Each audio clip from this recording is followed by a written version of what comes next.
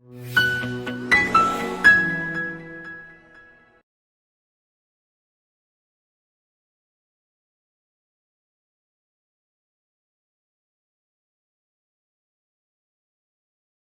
so let's have a look at this one then. So I did just quickly touch on a few bits earlier, but why is it essential for employers now to be thinking about this holistic approach? So, what we touched on, retention and attraction and expectation of generations at the moment. So, Jane, what's your thoughts on that? So I think one of the things that we saw kind of pre-pandemic was the psychological contract between employers and employees was largely broken. We heard a lot about the war for talent, and we've heard about the Great Resignation and people wanted to change.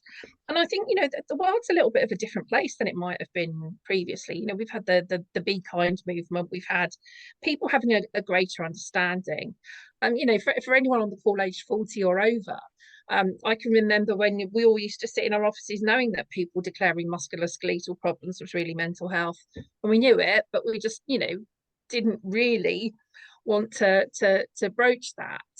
And I just think we've come to that point where we're perhaps more open as people, we're more open as employers. We have that trust, and if we can help our employees, then absolutely we should help our employees.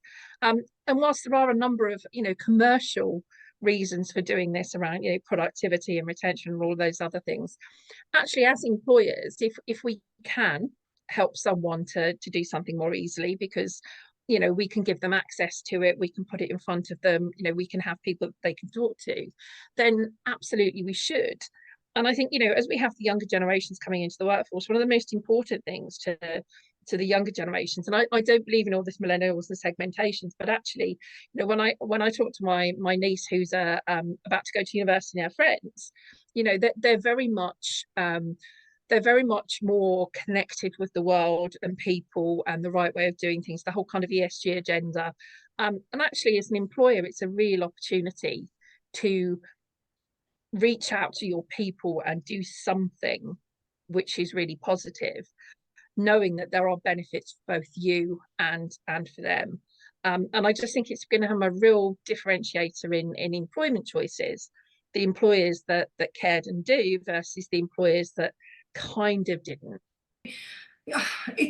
You're right about not pigeonholing people, and you're right about there's a lot more influence out there, but I also think social media plays into a lot of the younger generation as well. And I've got nothing against TikTok, but TikTok influencers telling you should do this and you shouldn't do that with your money, all of these kind of external influences. What we're trying to do is get that quality education in. So, the employer plays a part in that. I think it's massive. I was also just going to say that employers will see life events through work, right? So they might see someone that's going through a separation and divorce. Ding ding, financial implications. They might see someone that's, I don't know, lost a relative and gone through a bereavement, and there's going to be financial implications. You'll see neurodiverse colleagues. We're seeing many more people now.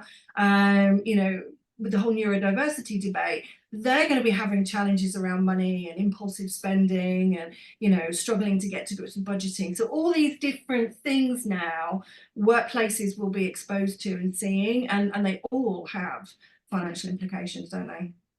Yeah, and on a very practical level, which it's coming away from the very, very right point that actually, if you can help your employees, you should, of course. But on a very practical level, and I think something that's the penny's finally dropping with employers, is that ever since I've been in the industry, and I've been in the industry a very long time, we've always talked about physical health and supporting people with physical health.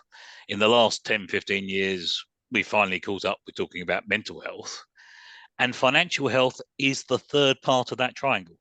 If any one of those three sides gets in trouble, the other two are impacted. And it therefore follows that, just practically speaking, unless you try and support people with their financial health, it could lead to a physical health problem, it could lead to a mental health problem, and everything that goes with that. And just looking at the figures, after about a decade or so of absence rates going down, they've gone up by 2 whole days in the last 2 or 3 years. So the Wow. average absence rate has gone up quite a lot in a very short period of time. Some of that will be around things connected to financial health and indeed physical and mental health too. Yeah, I Interesting. think you're absolutely right, Steve. It is the most kind of depressing join the dots game ever. That a lot of what we are seeing in terms of engagement, in terms of sickness, they are down to, you know, the state of the economy and the cost of living crisis and the massive impact it's having on people. And employers have been really good. You know, in all my time in work, I've never seen pay increases quite like that we're getting at the moment. But actually, it's not just throwing money at the problem, it's helping people understand and being supportive at the right moments in their life. And you're absolutely right, employers see all of the life stages, and anyone who's on the call who's been a HR business partner or HR advisor will know that most of the issues that people come to you with, you know, that they often are connected to things at home, and you know, a huge number of them are about money, or you know, money worries, housing, things which are connected to money, children, etc. And you know, employers really are well placed to pick that up.